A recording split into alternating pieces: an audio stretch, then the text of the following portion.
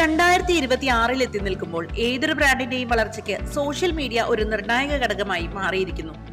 എന്നാൽ ഇതിന്റെ പ്രാധാന്യം തിരിച്ചറിയുമ്പോഴും പല ബ്രാൻഡുകളും അടിസ്ഥാനപരമായ ചില തെറ്റുകൾ ആവർത്തിച്ചുകൊണ്ടിരിക്കുന്നു. ഒന്നാമത്തെ തെറ്റ് വ്യക്തമായ സ്ട്രാറ്റജി ഇല്ലാതെ പോസ്റ്റ് ചെയ്യുക എന്നതാണ്. യാതൊരു ലക്ഷ്യവുമില്ലാതെ പരസ്യങ്ങൾ പോസ്റ്റ് ചെയ്യാനുള്ള ഒരു ഇടമായി സോഷ്യൽ മീഡിയയെ കാണുന്നതാണ് ഏറ്റവും വലിയ പിഴവ്. ഇത് ബ്രാൻഡിന്റെ ഐഡന്റിറ്റിയെയും മൂല്യങ്ങളെയും കുറിച്ച് പ്രേക്ഷകരിൽ ആശയക്കുഴപ്പം ഉണ്ടാക്കുന്നു. ഉപഭോക്താക്കളുമായുള്ള ആത്മബന്ധം തന്നെ ഇത് ഇല്ലാതാക്കുന്നു. രണ്ടാമത്തെ തെറ്റ് കമ്മ്യൂണിറ്റി എൻഗേജ്മെന്റ് അവഗണിക്കുന്നതാണ്. സോഷ്യൽ മീഡിയ അടിസ്ഥാനപരമായി ഒരു ഇരുവശപാതയാണ്. കമന്റുകൾക്കും സന്ദേശങ്ങൾക്കും മറുപടി നൽകാതിരിക്കുക, വിമർശനങ്ങളോട് പ്രതികരിക്കാതിരിക്കുക, സ്ഥിരം ഫോളോവേഴ്സിനെ അംഗീകരിക്കാതിരിക്കുക എന്നിവയെല്ലാം കമ്മ്യൂണിറ്റി എൻഗേജ്മെന്റ് അവഗണിക്കുന്ന പിഴവിന്റെ ഭാഗമാണ്. മൂന്നാമത്തെ തെറ്റ് അമിതമായ സെൽഫ് പ്രൊമോഷനാണ്.